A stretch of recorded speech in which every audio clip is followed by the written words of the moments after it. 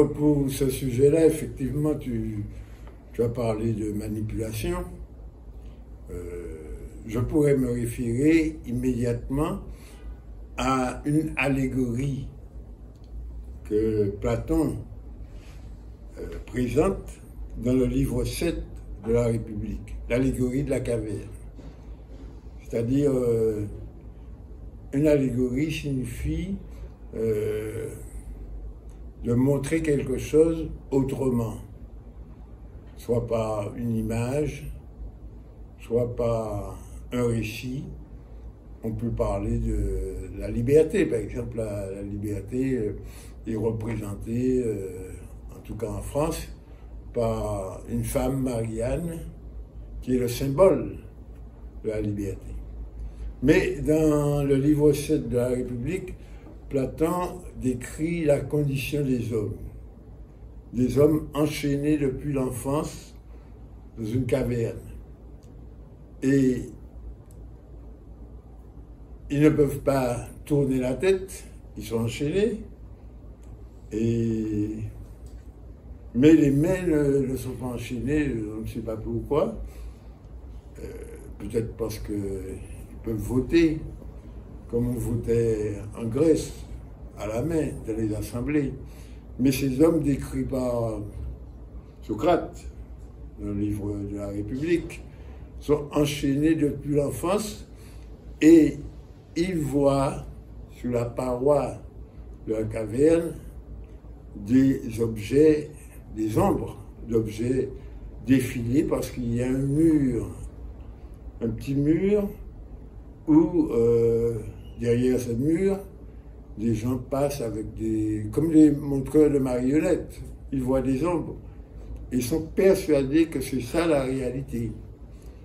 Alors, Socrate explique que pour les sortir, il prend l'exemple d'un homme qu'on va faire sortir de force de la caverne et se hisser progressivement à la vraie lumière, parce qu'il y a la lumière du soleil, alors que les marionnettes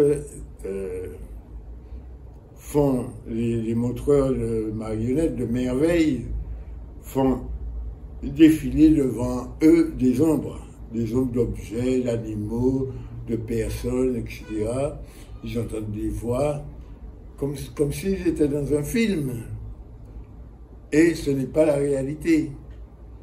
Donc ils sont dans l'illusion, parce qu'ils croient voir la réalité alors que ce n'est pas la réalité. Quand on les traîne quand on traîne un des prisonniers hors de la caverne, il est d'abord ébloui par la lumière du soleil, la vraie lumière, et il se rend compte progressivement que ce qu'il voyait, ce qu'il croyait voir, était la vraie réalité.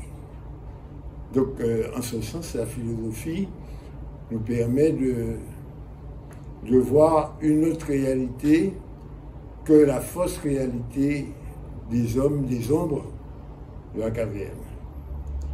Et Platon, puisque c'est Platon qui écrit le dialogue, il fait parler Socrate, Platon croit que la réalité perçue par nos sens n'est pas la vraie réalité.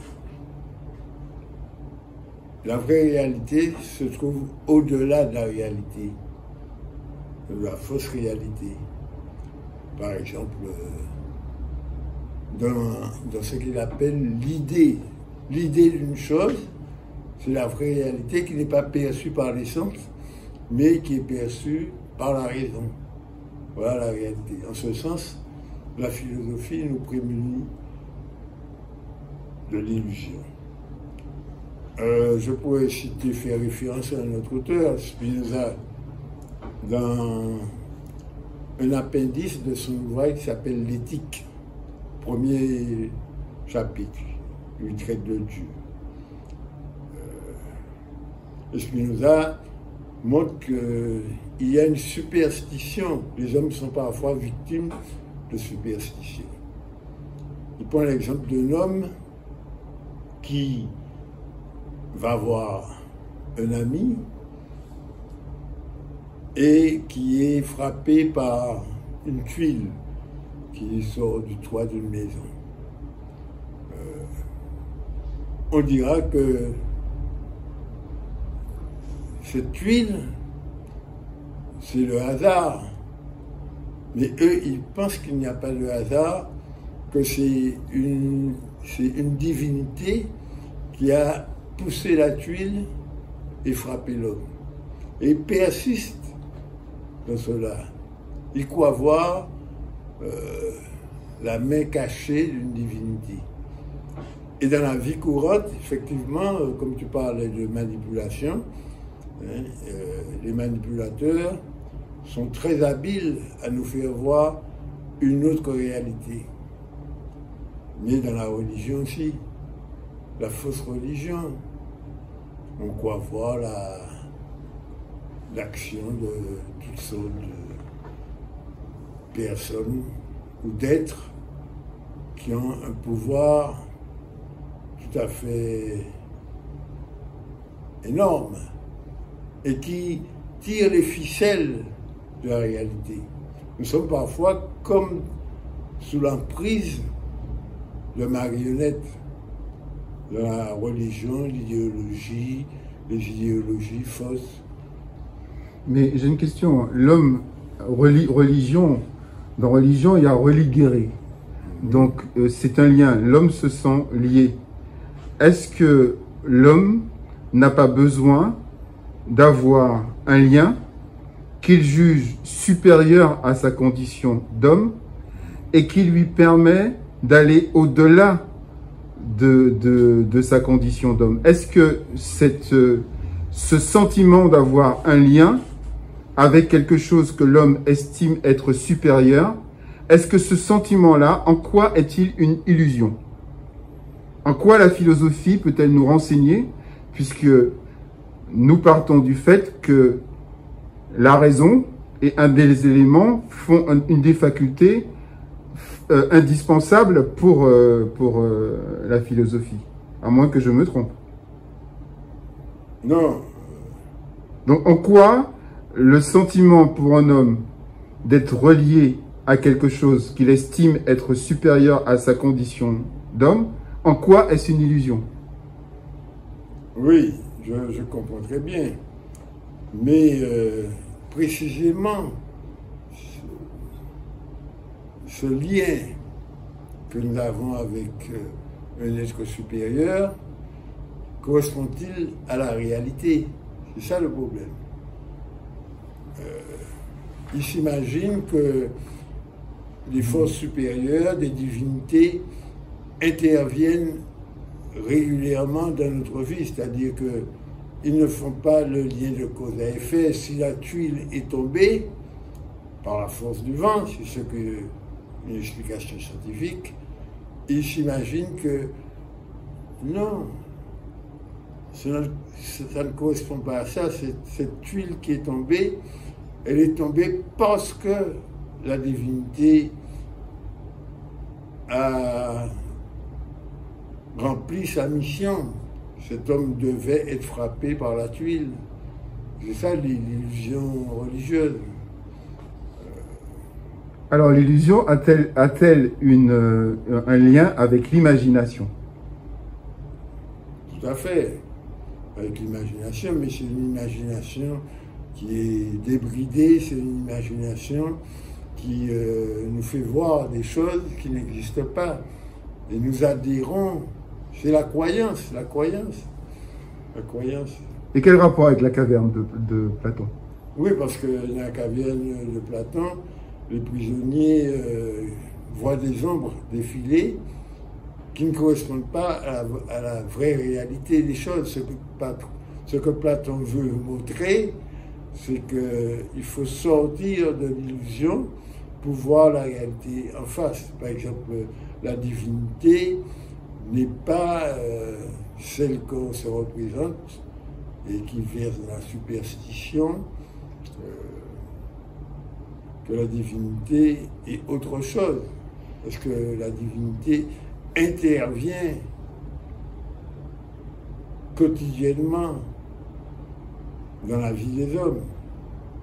C'est ça, hein, c'est ça le problème. Il y a une emprise de l'illusion sur la vie quotidienne. Alors pour revenir un peu sur l'illusion et les croyances, selon moi, quand une personne croit avec ferveur à quelque chose, ça devient en quelque sorte sa réalité, la réalité à cette personne elle-même. Et donc, sans le vouloir involontairement, à force d'y croire, cette chose devient a des effets dans la vie de tous les jours. C'est oui, comme par exemple oui dans la religion. Prenons l'exemple, je sais pas, du bol de lait par exemple. Quand on boit du lait, on ne voit pas le sucre qu'il y a dedans, mais on le ressent. On ressent l'effet de ce sucre sur nous. Et le fait justement de croire en quelque chose qui devient sa réalité personnelle, ça revient un peu au principe de la Bible, dans la Genèse, le fatalisme. C'est-à-dire que Dieu dit que la lumière soit et la lumière fut. Donc la parole qui se transforme en action. Donc oui, et cet homme qui a des superstitions pensant que la divinité a pris la tuile pour la faire tomber sur sa tête, je ne prendrais pas ça vraiment pour de la superstition, mais plutôt de la victimisation. C'est-à-dire qu'il rejette la faute sur la divinité et ne pas accepter que la tuile soit tombée sur sa tête par hasard. Et comme il y croit fervemment, donc ça a des effets justement sur sa perception du monde extérieur. Et cet homme justement est plongé dans son illusion. Et voilà, il attend l'élément déclencheur pour justement le réveiller.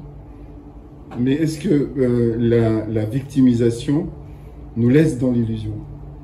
La victimisation, oui, elle nous laisse dans l'illusion, parce qu'elle nous laisse dans l'illusion que justement c'est la faute des autres. Et donc cette victimisation est un ennemi à l'introspection. Le fait de savoir, le fait de se remettre en question et se dire que non, en fait, sortir, briser cette illusion et se dire que je suis responsable de mes actes et mes actes ont des conséquences. Et ce ne sont pas toujours les autres.